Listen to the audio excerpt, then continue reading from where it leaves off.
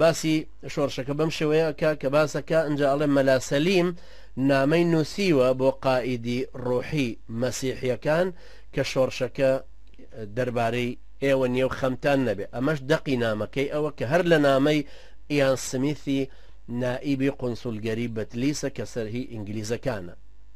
مەلا سەلیم بۆ مەسیحیەکانی نووسیوە: ئێوە لەلاتان شاراوە نییە کە ئێمە ماوەیەکە فیدائیە ئیسلامیەکانمان کۆ کردوتەوە، نیازیشمان وایە شۆڕشێک هەڵگیرسێنین، مەبەستیشمان هیچ جۆرە شەڕ و خراپەکاریەک نییە بەرامبەر بە گەلی ئەرمەنی.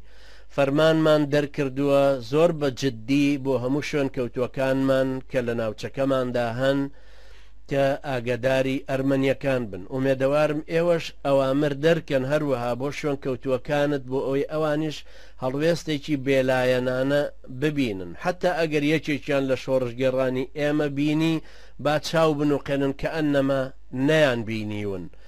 هەبوونی ئێمە و ئێوە لە شوێنێکە کێشەیەک دروست ناکە و خەمیشتان نەبێ، هاتنی ئێمە بۆ هەر ناوچەیەک هیچ پەیوەندیەکی بە ئەرمەنیەکانەوە نابێت.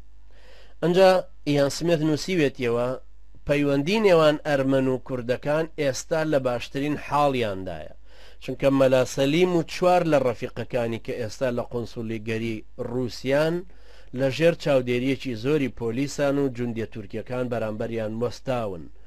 شیلکۆ قونسولی رووسی خەبەری دامێ کە بروسکەی کردووە بۆ سەفارەتی خۆیان و پێیان وتون کە پارێزگاری مەلا سەلیم بکەن و هەتاوەکو مەجالێکی ڕاکردنی بۆ ئەگونجێ. ئەمە نامەکەی ئیان سمیثە بە شێوەیەکی گشتی خوێنمەوە، هەرچەنە دوور و درێژ بوو، بەڵام بە عەمدەن ویستم بەم شێوەیە بیخوێنمەوە، چونکە لە وەسایقێکی دەگمەنایە کەم ئەکەوێتە دەستی هەموو کەسێک، بۆیە ویستم زیاتر تۆزێک بایەخی پێ بدەم و بەو شێوەیە باسی بکەم.